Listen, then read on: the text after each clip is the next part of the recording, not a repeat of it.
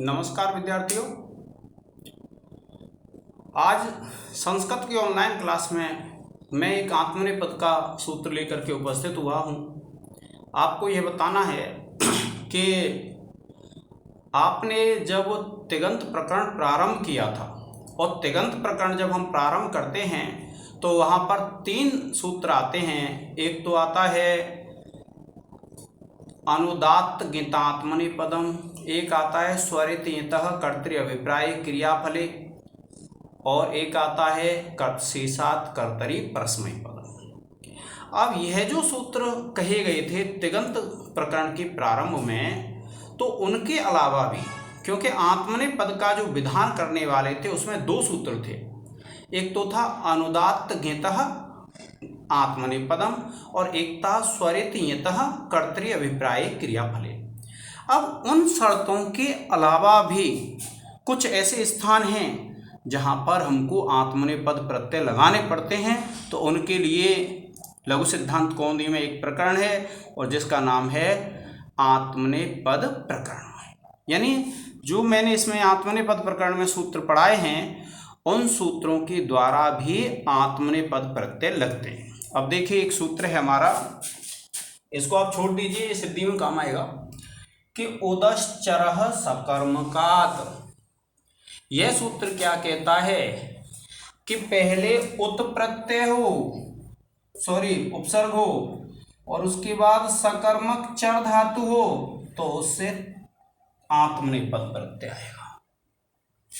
और आप लिख देंगे प्रकृत सूत्र से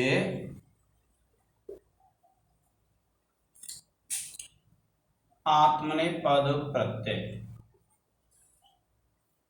प्रत्यय। ठीक है, इतना सा अर्थ है विद्यार्थी इसका।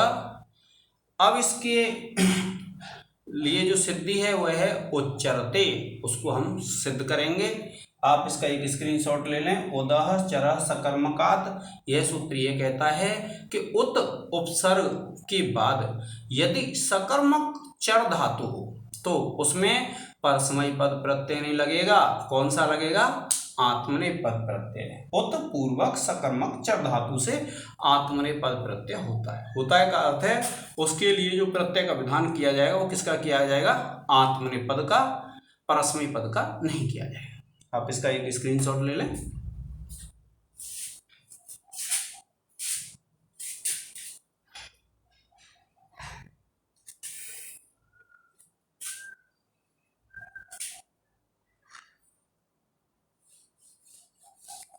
अब देखिए, केवल इतना सा अंतर है, यहां अकर्मकाच्य है और सूत्र लग जाएगा आपका ये वाला। देखिए, एक सिद्धि करनी है हमको उच्चरते और पूरा वाक्य है धर्मम उच्चरते। तो देखिए, सबसे पहले आप क्या करेंगे? उत प्लस चर प्लस लट, यही होता है विद्यार्थियों। सबसे पहले आप क्या लाते हैं? लट। और सूत्र लगाएंगे आप वर्तमान लट सूत्र से, वर्तमान काल में लट का आगम हो जाएगा। फिर देखिए, लट का जो टा है और इसका जो लट का आ है उसकी इस संज्ञा करके लोप करेंगे। आप लिखेंगे उत प्लस चर प्लस ला, हलंत ला रह जाएगा विद्यार्थियों। तो आप लिखेंगे हलंतम सूत्र से लट के टकार की संज्ञा और उपदेश नासिक सूत्र से लट के अकार की संज्ञा तथा तस्य लोपः सूत्र से इस संज्ञक टकार और अकार का लोप। अब लोप हो गया तो ये जो ला है इसके स्थान पे हमको लाना है प्रत्यय। अब प्रत्यय आत्मनेपद लाना है या फिर परस्मैपद लाना है, इसका विधान करेगा हमारा कौन सा सूत्र है? ये जो आपने पढ़ा उदश्चरः सकर्मकात्। कौन सा है?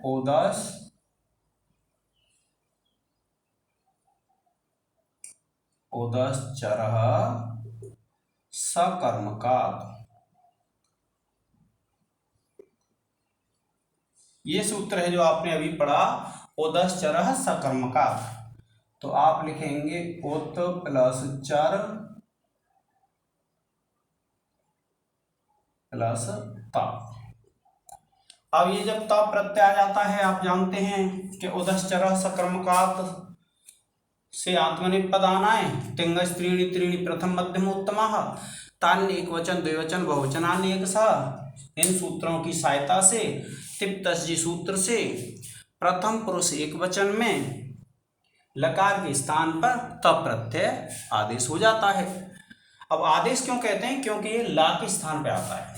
अब इस ता की हो जाएगी सार्वधातुक संज्ञा। आप लिखेंगे उत प्लस चर प्लस त और लिख देंगे तिंग से सार्वधातुकम सूत्र से त प्रत्यय की सार्वधातुक संज्ञा।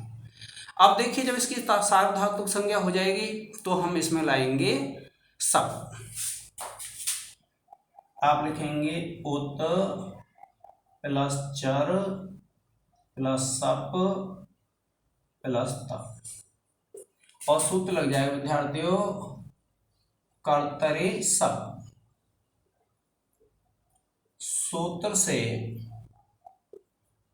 कर्तरी सब सूत्र से क्या होगा विद्यार्थियों?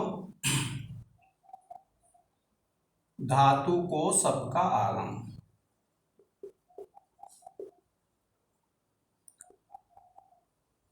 अब देखिए जब सबका आगम हो जाता है तो इस सब में जो पा है और जो सा है, तो पा की हलंत्यम से संज्ञा हो जाती है और सा की जो संज्ञा होती है वो किससे होती है?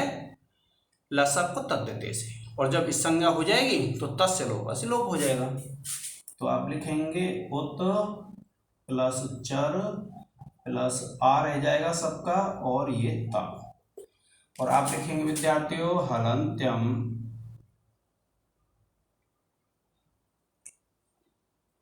सूत्र से सबके प्रकार की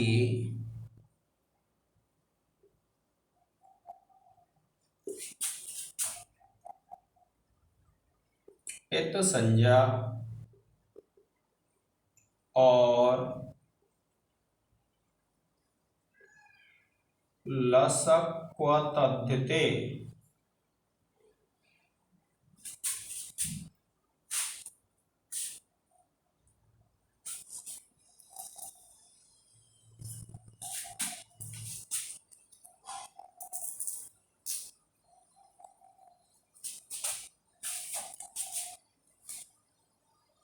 सूत्र से सबके सकार के इत संज्ञा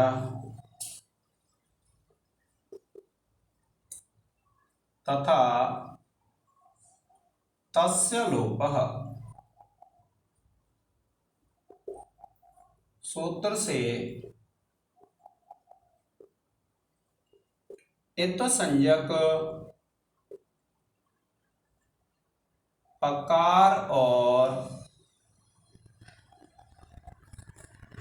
सकार का लोप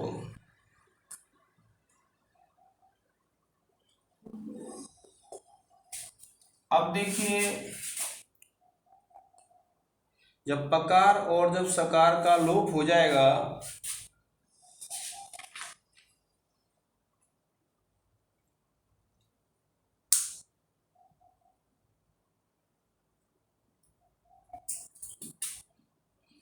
तो इसकी जो टी है इसकी टी को ये कर लेंगे। आप लिखेंगे उत प्लस चर प्लस सप प्लस ते और आप लिख देंगे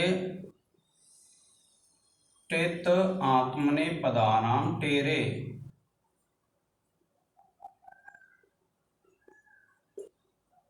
टेरे सूत्र से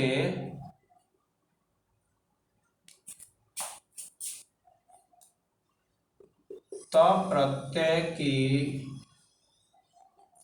टी। अब टी क्या है? अकार को एत्व आदेश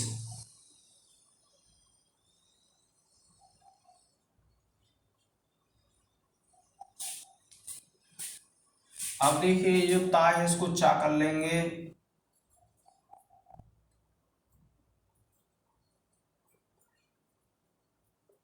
और सूत्र आपने पढ़ा है स्तोह इश्चुना इश्चुह, हल संधि में है ये, स्तोह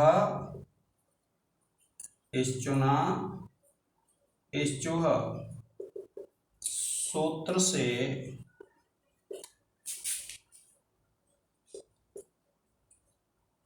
उत के तकार को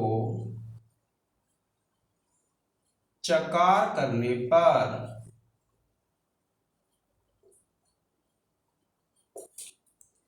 और फिर देखिए आप इसको जोड़ देंगे, ये बन जाएगा उच्चारते। और आप लिख देंगे एक परिभाषा है अध्ययनम परेण संयोज्यम। परिभाषा से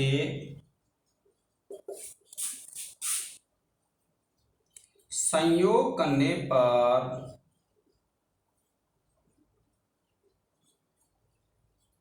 रूप सिद्ध। आप इसका एक स्क्रीनशॉट ले लें।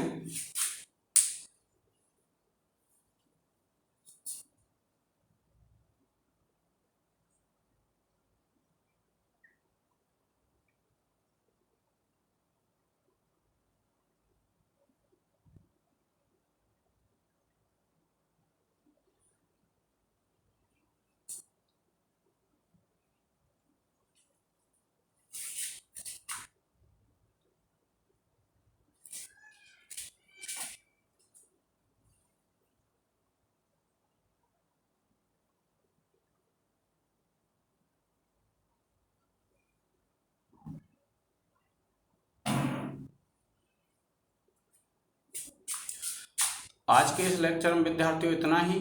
जय हिंद, जय भारत।